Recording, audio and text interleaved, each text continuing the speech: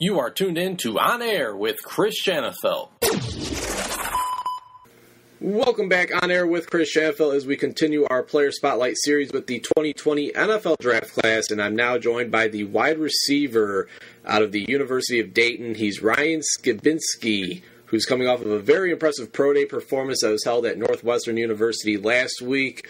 Ryan, I appreciate you taking the time to chat. How's everything going? It's going well.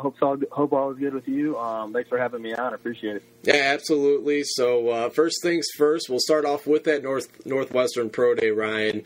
We're almost a full week removed. I mean, who would have thought that the Northwestern Pro Day would have been one of the last Pro Days held due to this coronavirus outbreak that we're seeing? You were able to clock a 4.49 40-yard dash to go with a 6.973 cone, 39.5-inch vertical, 10-foot 3-inch broad jump, and 16 reps of 225 pounds on the bench press. Overall, how do you feel about the numbers that you recorded in front of all 32 NFL teams last week? Yeah, I was definitely happy with the results. I've been preparing for a while, so to see it play out that way was nice. I definitely caught some attention after that. I was just very grateful to get the Pro Day in, especially since I've been seeing all these ones canceled. So, I was very happy with the results, and it's definitely benefited me.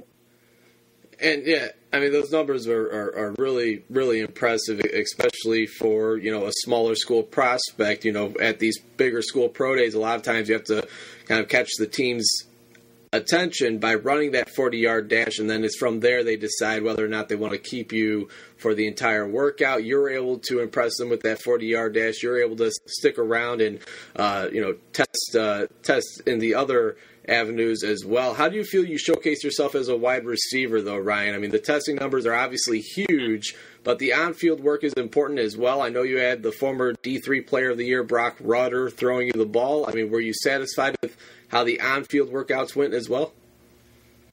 Yeah, definitely. I mean, the numbers only mean so much. They do just show athleticism, but it doesn't, show exactly how you are as a football player. But I felt I ran great routes, caught everything that was thrown my way. So, and Brock was throwing great balls, so he's accurate all day.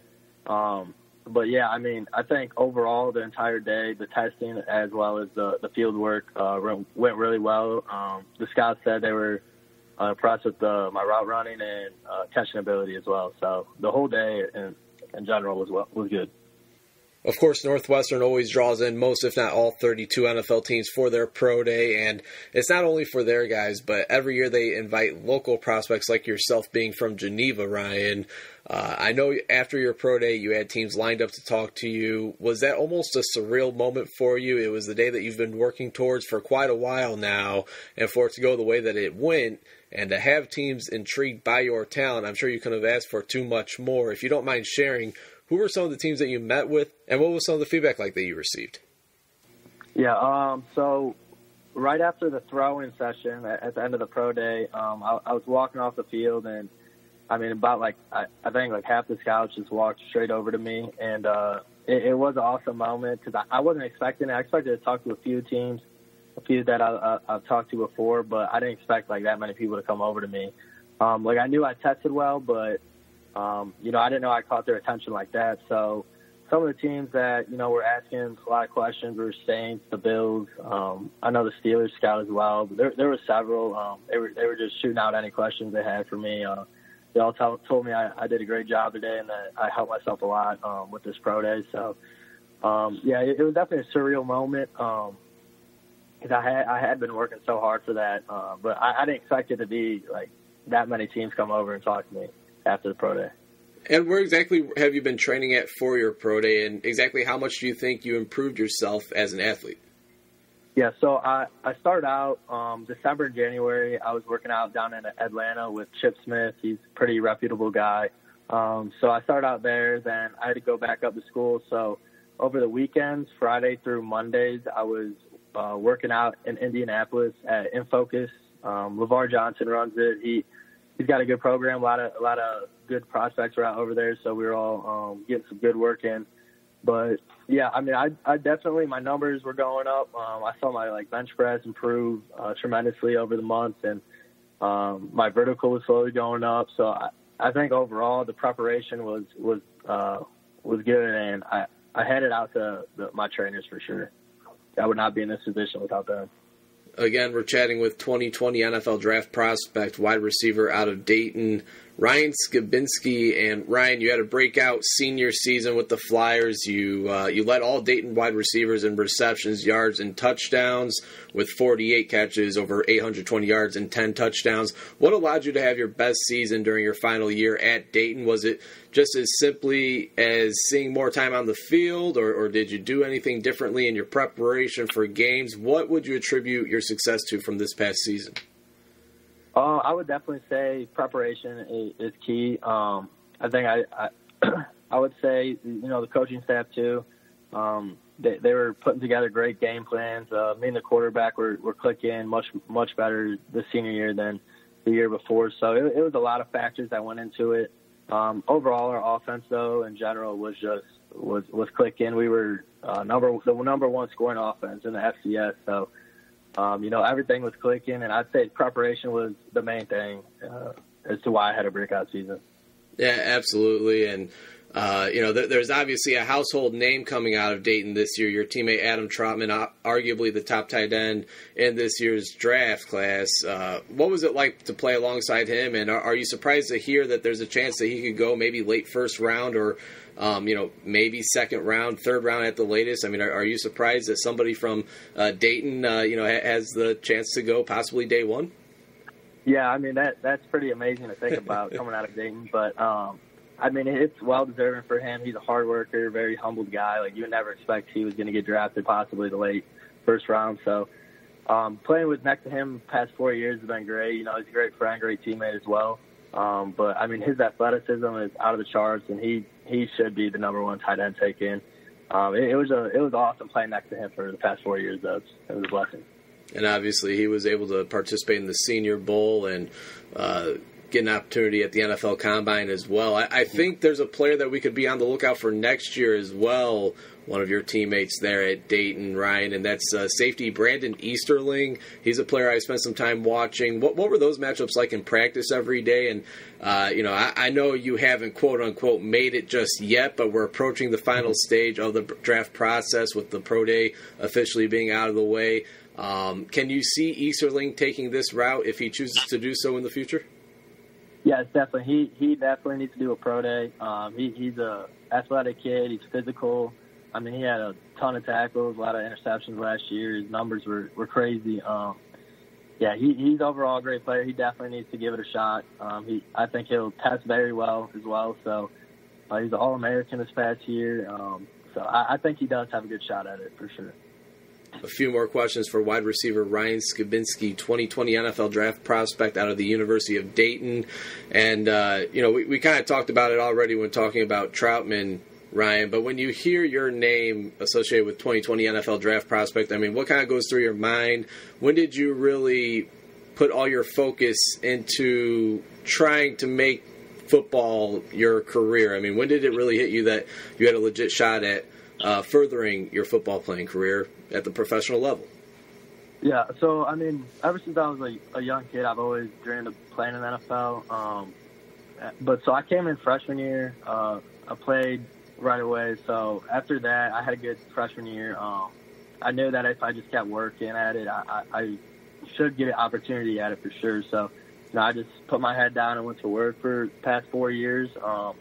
But I'd say halfway through the season is really when I noticed that I could make it. Adam was telling me he wants me to do a pro day, Adam Trotman.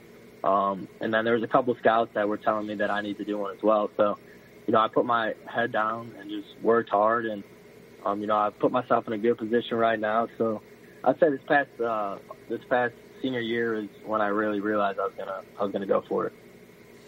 And for those not familiar with your game, Ryan, how would you describe it? What would you say is your biggest strength as a wide receiver?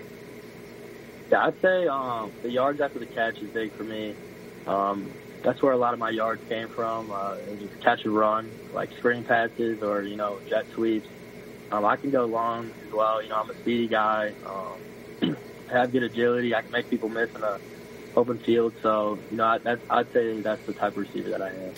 The yards after the catch, I was watching your highlight tape, and, it could be a 5-yard reception, but you end up turning it into a 25, 30, 35-yard reception with the yards after the catch.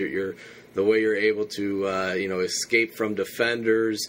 It's funny, your highlight tape, I think one of them that's floating out there has you listed as like the next Julian Edelman. I mean, who are some guys that you kind of like to model your game after, maybe take bits and pieces of their game and add it to your own? Is Edelman one of those guys? Yeah, definitely. I've been watching him forever. I always watch his highlights as well. But he's similar size, a little bit heavier, but he has that quickness and he knows how to gain that separation. So I love watching guys like that, guys in the slot. Danny Amendola as well, I think I'm very similar to. I love watching guys in the slot and try to pick up anything in the routes that I could use in my game. So, those two I would definitely say I try to emulate. Absolutely. Obviously, two guys that have had a lot of success in the NFL, so you certainly cannot go wrong with that. Most memorable play that you've made over the years, Ryan? 10, 15 years down the road, what will be one of the first plays that pop into your mind? I would say sophomore year. I had a game-winning touchdown against Southeast Missouri. It was in the middle of the fourth quarter, I believe, but it did end up being the score to give us a win. So I'd say that one, or against Butler junior year, I had a screen and I took that one 80 yards. So that one was definitely memorable for me. Nice. Yeah, and with your ability to do work after the catch with the ball in your hands, I mean, any special teams experience? Obviously, I'm sure that's something that at the next level you're probably expected to have an impact on. What are your thoughts on, entering the league as maybe a special teamer before making impact at wide receiver? Yeah, I did play special teams all throughout my career. Kickoff, I was running down on. I was gunner on punt, and I did return kicks as well. I had some experience with that. And I know in the NFL, you have to be able to do more than just be a receiver. Especially coming from a small school, it's definitely going to help that I did play special teams. You have to be able to be versatile and do those things for the team to help them win. So, that is a big part of my game, special teams as well. Awesome. And not including teammates, who would you say is the best player that you've lined up over the years? We mentioned one of your teammates, Brandon Easterling. Obviously, you've been playing alongside Adam Troutman. But, when talking about opponents, who are a couple of the best players you've played against? Yeah, one that rings a bell is Jamal Agnew, who I played against freshman year. He is currently on the Lions. He's a punt returner and a cornerback for them. He's a starting punt returner, though. And Mike Ford played at Southeast Missouri. They were both DB, so I lined up against them. They're both on the Detroit Lions as well. Yeah, both on the Lions, yeah. So I played against both of them. Very good players, very talented, and they definitely pushed me those games. Yeah, I mean, anytime you can go up against, NFL talent in Mike Ford and Jamal Agnew, I mean, both guys that have a pretty nice role with their respective teams as well. Agnew, a former Pro Bowl return man, and then Mike Ford, the slot nickelback with the Detroit Lions. Certainly cannot go wrong there. Final question, Ryan. It's a question I end all my prospect interviews with. Let's say we have all 32 NFL general managers. They're tuned into this very interview. Why should they want the wide receiver out of Dayton, Ryan Skibinski, a part of their team? Yeah, I mean, I would just say I'm a hard-working kid, good character. I'm going to come to practice, come to games, ready to compete, give it my all. I'm also a versatile player who can make plays after the catch. So I think any team that takes a chance on me will definitely be happy with it. Ryan, I'm just going to say this now. The Bears need wide receiver help. You're a local guy, Geneva, Illinois. Trubisky to Skibinski. I don't think it gets any better than that. That does sound good. I would love to play for the Bears.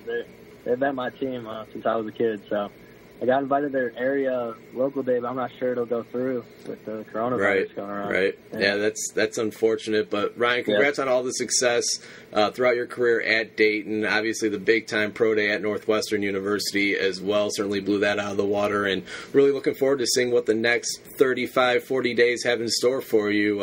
It sure sounds like the NFL draft is not moving the date back for the NFL draft. It's still going to be the weekend of April 23rd, but it does sound like, it'll be a little different this year as they won't have much of a crowd there in Las Vegas, but the draft will still go on the weekend of April 23rd. So wishing you all the best during that weekend, and really looking forward to seeing what the future holds for you, man. Yeah, definitely. Thank you for the interview. Appreciate it.